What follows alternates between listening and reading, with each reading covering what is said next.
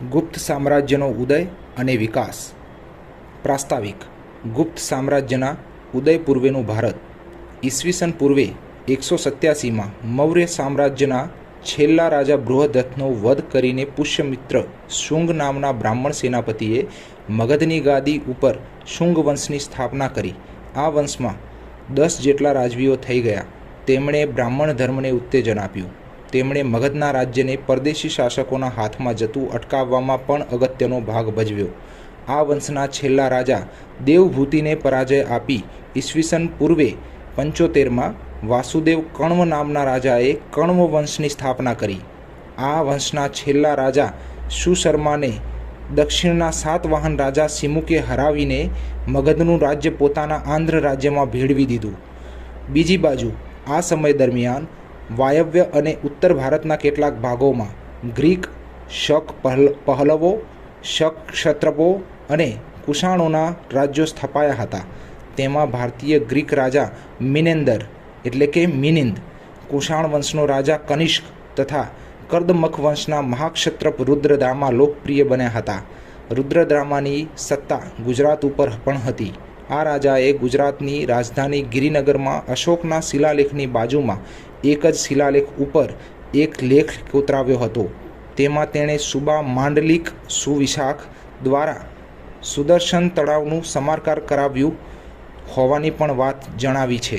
ઉપરોક્ત સિવાય આ સમય દરમિયાન માલવ એટલે કે માળવા, લીછવી એટલે કે વૈશાલી અને યૌધેય એટલે કે યમુના અને સતલુજ નદી વચ્ચેનો પ્રદેશ પૂર્વ પંજાબ જેવા ગણરાજ્યો ઉપરાંત નાગભાર શિવ વંશ ઉત્તર મધ્ય ભારતમાં છે.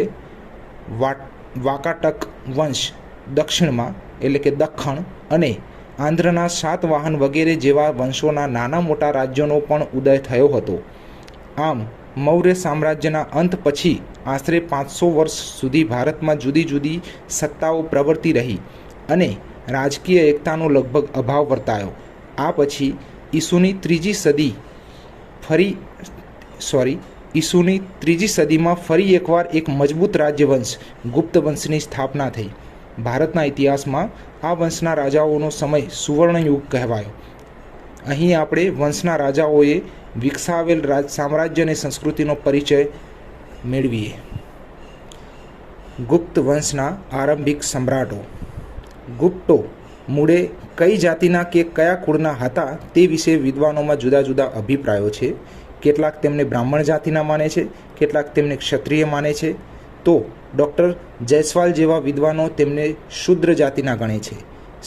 શ્રીગુપ્ત એ ગુપ્ત વંશનો આદ્ય સ્થાપક હતો. તેણે મહારાજનો ઇલકાબ ધારણ કર્યો હતો. તેના પછી તેનો પુત્ર ઘટોત્કચ થઈ ગયો. બંનેએ ઈસવીસન 250થી ઈસવીસન 320 સુધી રાજ્ય કર્યું.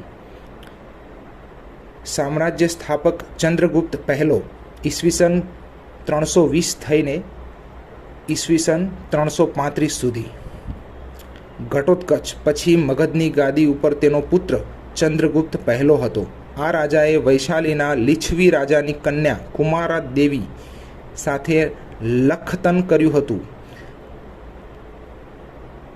લીછવીઓના સહકારથી ચંદ્રગુપ્તે મગધના રાજ્યનો વિસ્તાર કરી મહારાજા ધીરાજનું બિરુદ ધારણ કર્યું હતું. આ રાજાએ વિકસાવેલું રાજ્ય અલ્હાબાદ, અયોધ્યા અને દક્ષિણ બિહાર સુધી ફેલાયું હતું. તેણે પોતાના નામના સિક્કાઓ પણ પડાવ્યા હતા. 26 ફેબ્રુઆરી 320ના રોજ આ રાજાએ તેનો રાજ્યાભિષેક કરાવ્યો હતો અને એ તારીખથી તેણે ગુપ્ત સંવત પણ શરૂ કરાવ્યો હતો. આ બધી સિદ્ધિઓને કારણે કેટલાક વિદ્વાનો ગુપ્ત વંશના સાચા સ્થાપક તરીકે ચંદ્રગુપ્ત પહેલાને ગણાવે છે.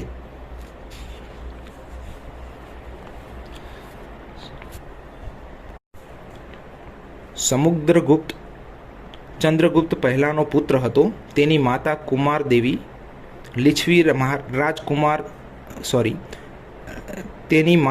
કુમાર દેવી લીછવી રાજકુમારી હોય તે લીછવીઓનો દોહિત્ર હતો. સમુદ્રગુપ્તને તત સમયને અનુરૂપ શિક્ષણ પ્રાપ્ત થયું હતું. તેણે રાજ્યશાસ્ત્ર, અર્થશાસ્ત્ર, તત્વજ્ઞાન, સાહિત્ય, કાવ્ય, ઇતિહાસ વગેરેનો અભ્યાસ કર્યો હતો.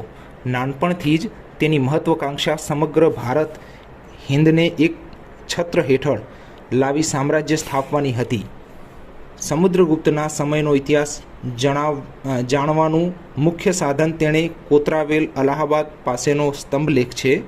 તેનું આલેખન હરિશેણ નામે રાજકવિએ કર્યું હતું. આ સ્તંભાલેખમાં જણાવ્યા અનુસાર ચંદ્રગુપ્ત પહેલાએ પોતાના ઉત્તરાધિકારી તરીકે ભર્યા દરબારમાં સમુદ્રગુપ્તની પસંદગી કરી હતી અને રાજાના આ નિર્ણયથી બીજા પુત્રોના મુખ મલિન થયા હતા. આ પરથી કેટલાક માને છે કે સમુદ્રગુપ્ત ચંદ્રગુપ્ત પહેલાનો જ્યેષ્ઠ પુત્ર હશે. જો કે કેટલાક ઇતિહાસકાર સમુદ્રગુપ્તને ચંદ્રગુપ્તનો જ્યેષ્ઠ પુત્ર માનવા તૈયાર નથી. અલ્હાબાદ સ્તંભાલેખને અલ્હાબાદ પ્રશસ્તિ પણ કહે છે. આ પ્રશસ્તિ સંસ્કૃતમાં ગદ્ય પદ્ય બંનેમાં છે. સમુદ્રગુપ્તનો ઇતિહાસ આ ઉપરાંત તેણે પડાવેલા સુવર્ણ સિક્કાઓ પરથી પણ જાણી શકાય છે. ગુપ્ત રાજાઓના પ્રાપ્ત આવા સિક્કાઓમાં સર્વ રાજોચ્છેતાની ખ્યાતિ પામેલા કાચગુપ્ત નામે રાજાના સિક્કા પણ મળ્યા છે. કેટલાક ઇતિહાસકારો આ કાચગુપ્તને સમુદ્રગુપ્તનો મોટો ભાઈ પણ ગણે છે, જ્યારે અન્ય કેટલાક કાચગુપ્ત અને સમુદ્રગુપ્તને એક જ માને છે. આ પૈકી બીજા મત અનુસાર કાચગુપ્ત એ સમુદ્રગુપ્તનું મૂળ નામ હતું. સમયાંતરે સમુદ્રગુપ્તે સમુદ્ર પર્યત દિગ્વિજય કર્યો ત્યારે તેણે સમુદ્રગુપ્ત તરીકે વિખ્યાત થયો. સમુદ્રગુપ્તની સિદ્ધિઓ. વિજેતા તરીકે સમુદ્રગુપ્ત ઈસવીસન 335માં ગાદી પર આવ્યો. રાજકવિ હરિશેણે અલ્હાબાદ પ્રશસ્તિમાં તો તેના વિજયો અને પરાક્રમો વર્ણવેલા છે. તે પરથી વિજેતા તરીકેની તેની સિદ્ધિઓ કે તેની લશ્કરી કારકિર્દીનો ખ્યાલ આવે છે, જે નીચે મુજબ છે. આર્યવ્રત પર વિજય. સૌ પ્રથમ તેણે ઉત્તર ભારતમાં આર્યવ્રત ગંગાનો ખીણ પ્રદેશના રાજાઓને હરાવી તેમના રાજ્યો ખાલસા કર્યા. એમાં રુદ્રદેવ, નાગદત્ત, ચંદ્રવર્મન, ગણપતિનાથ, નાગસેન, અચ્યુત નંદી વગેરે રાજાઓના રાજ્યો મુખ્ય હતા. દક્ષિણની વિજયકૂચ. તે પછી સમુદ્રગુપ્તે દક્ષિણ ભારત તરફ વિજયકૂચ કરી. ઠેઠ કાંચી સુધીની આ વિજયકૂચમાં તેણે અનેક રાજાઓને હરાવી તેમને પોતાના સામંતો તરીકે શાસન કરવાની છૂટ આપી. આ વિજયકૂચમાં તેણે મુખ્યત્વે આગળ દર્શાવેલા રાજાઓને હરાવ્યા હતા, જેમ કે કૌશલ નરેશ મહેન્દ્ર, મહાકાતારનો વ્યાઘ્રરાજ, કુરાલનો મંતરાજ, પિષ્ટપુરમ ગોદાવરી તાલુકાનો રાજા મહેન્દ્રગીરી, કોટ્ટરનો સ્વામીદત્ત, એન્ડરપલ વિશાખાપટ્ટનમ તાલુકો વગેરેનો રાજા દમન, કાંચીનો વિષ્ણુગોપ, અવમુક્તનો નીલરાજ, વેંગીનો હસ્તિવર્મન, પાલકનો ઉગ્રસેન, દેવરાષ્ટ્રનો કુબેર વગેરે.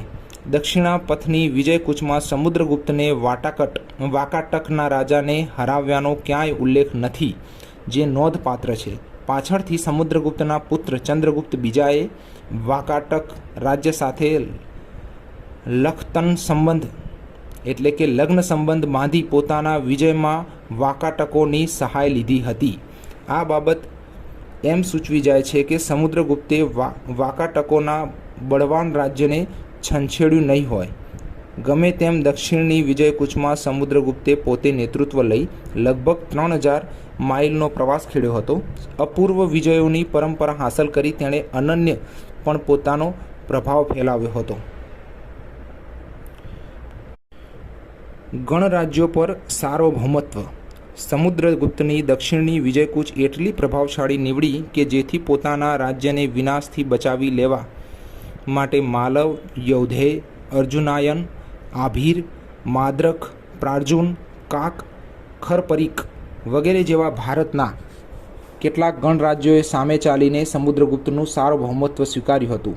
આ રાજ્યોના રાજાઓએ સમુદ્રગુપ્તના ખંડિયા રાજા બનીને દરબારમાં હાજરી આપવી, ભેટ સોગાદો મોકલાવી, સામ્રાજ્યના સિક્કાઓનો ઉપયોગ કરવો વગેરે પ્રકારની સેવાઓ આપવાનું પણ કબૂલ્યું હતું. સરહદી રાજ્યો પર સાર્વભૌમત્વ. સમુદ્રગુપ્તના વિજયોથી આકર્ષાઈને પૂર્વ પંજાબ, બંગાળ, કામરૂપ એટલે કે આસામ અને નેપાળના સરહદી રાજ્યોનો પણ સામે ચાલીને તેમનું સાર્વભૌમત્વ સ્વીકાર્યું હતું. આમ આ રાજ્યો પર પણ તેણે પોતાની આણ વર્તાવી હતી. સરહદની પેલે પારના રાજ્યો પર પ્રભાવ. સમુદ્રગુપ્તના પ્રભાવ અને કીર્તિથી આકર્ષાઈને સરહદ રાજ્યો ઉપરાંત સરહદોની પેલે પર આવેલા દેવપુત્ર શાહાનુશાહી અર્થાત વાયવ્ય ભારતનો કુષાણ નરેશ, શકો અને મરુંદોએ પણ તેની સાથે મૈત્રી સંબંધો બાંધ્યા હતા. સિંહલ દ્વીપ પર પ્રભાવ. સમુદ્રગુપ્તના પ્રભાવના પરિણામ સ્વરૂપ સિંહલ દ્વીપ એટલે કે શ્રીલંકાના રાજા મેઘવર્ણે પણ તેની સત્તા સ્વીકારી હતી.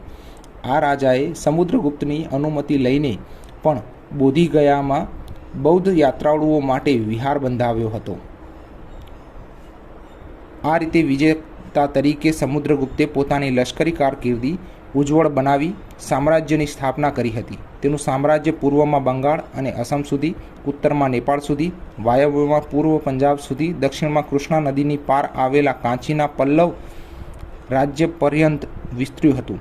વળી સરહદ પરના આ તથા સરહદની પેલે પારના રાજ્યો પણ તેનું આધિપત્ય સ્વીકારતા હતા. તેના અદ્ભુત વિજયોને કારણે ડૉક્ટર સ્મિથ અને અન્ય ઇતિહાસકારો તેને હિન્દનો નેપોલિયન કહીને બિરદાવે છે.